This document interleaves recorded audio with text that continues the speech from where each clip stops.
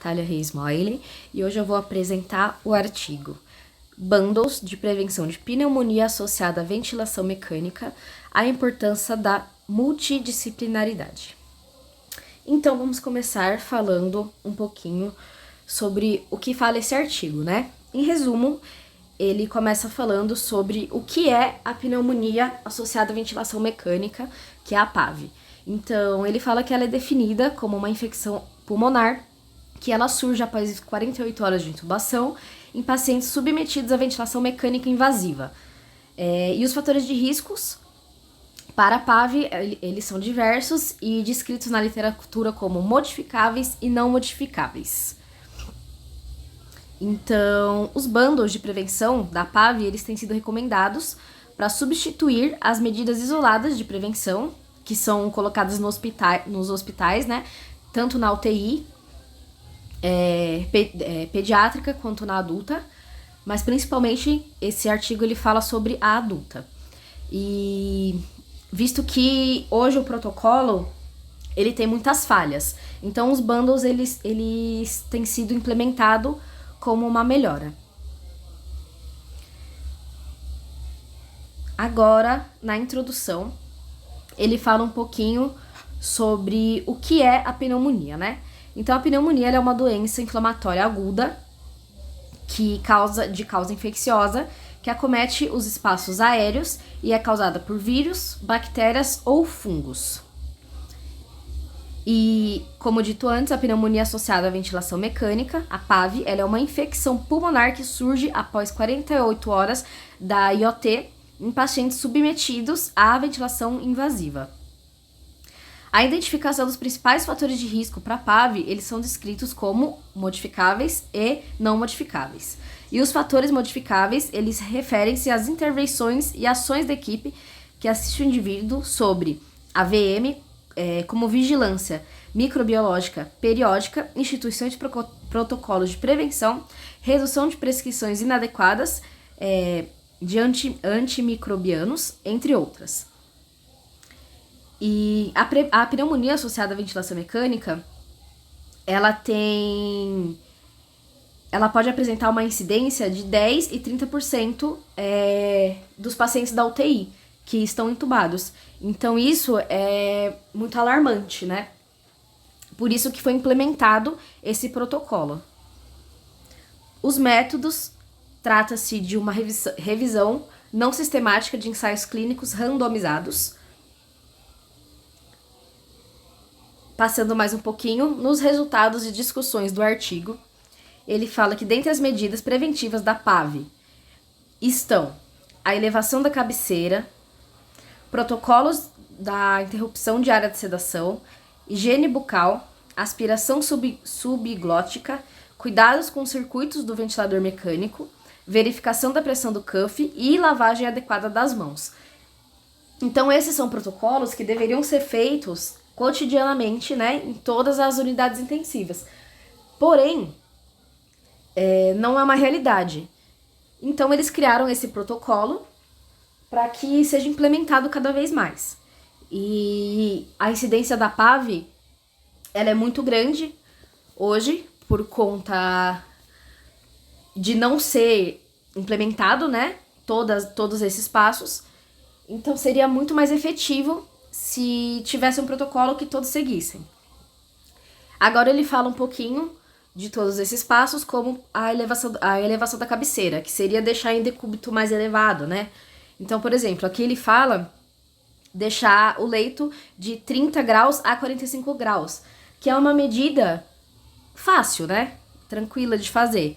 Então, seria uma das principais recomendações para reduzir a broncoaspiração e aumentar o volume corrente inspirado e reduzir o esforço muscular e os índices de atelectasia. Então, além de reduzir a incidência de PAV, tem todos esses benefícios também a elevação de decúbito. Depois ele fala da interrupção da sedação. A interrupção da sedação, ela é uma estratégia que é adotada no bundle, né?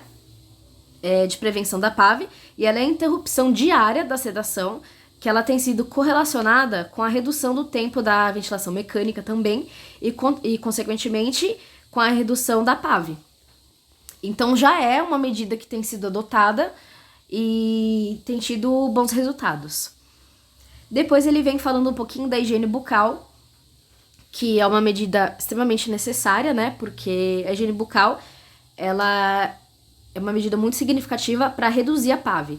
Porque dentro da boca, a colonização, né, da cavidade bucal, especialmente por micro-organismos associados à PAV, é muito grande.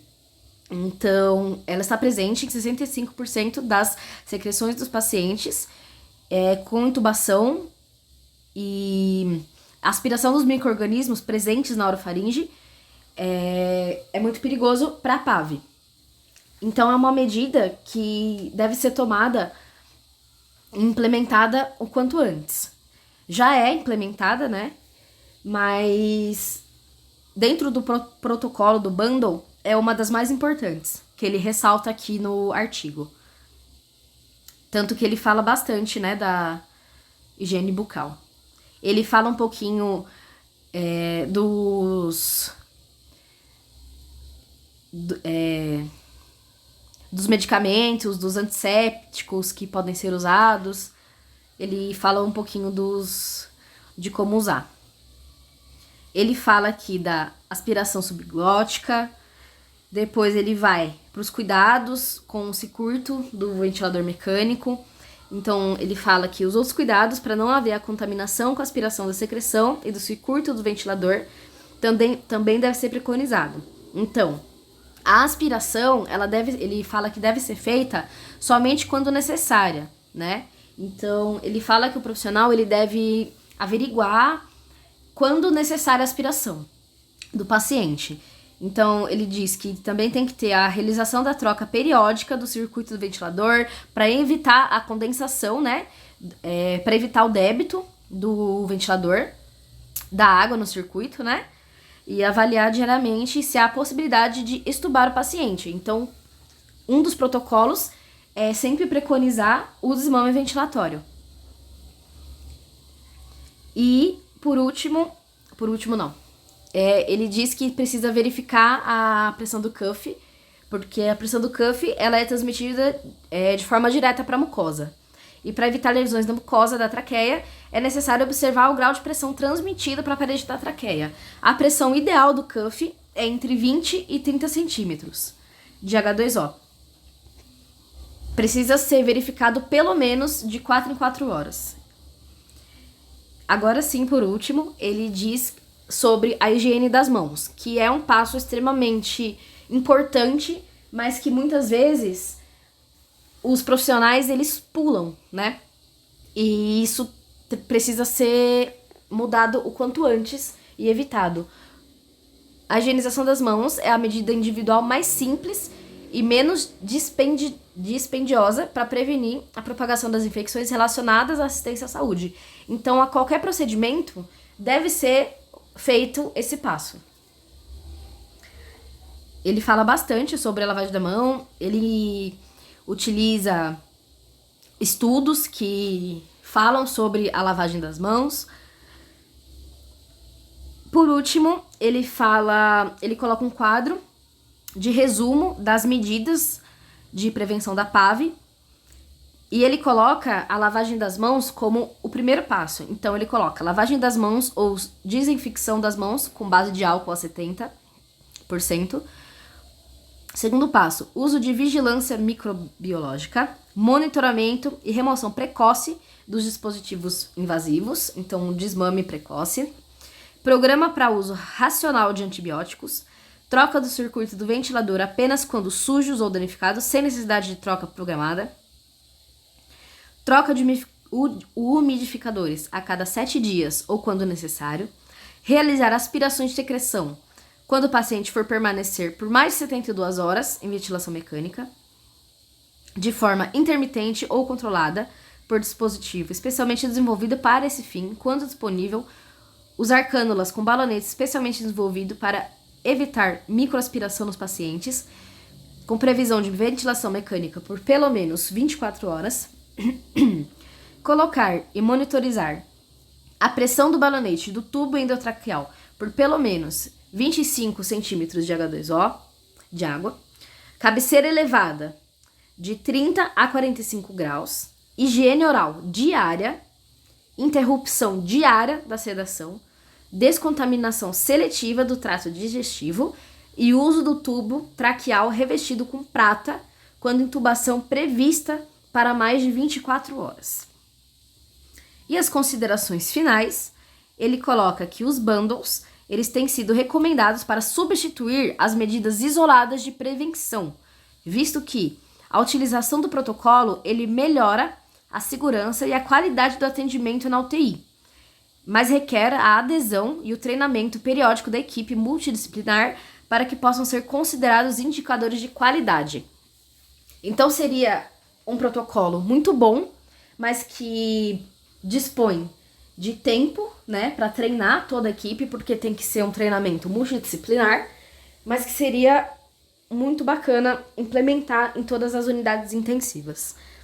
Depois ele coloca todas as referências e finaliza. Muito obrigada e boa noite.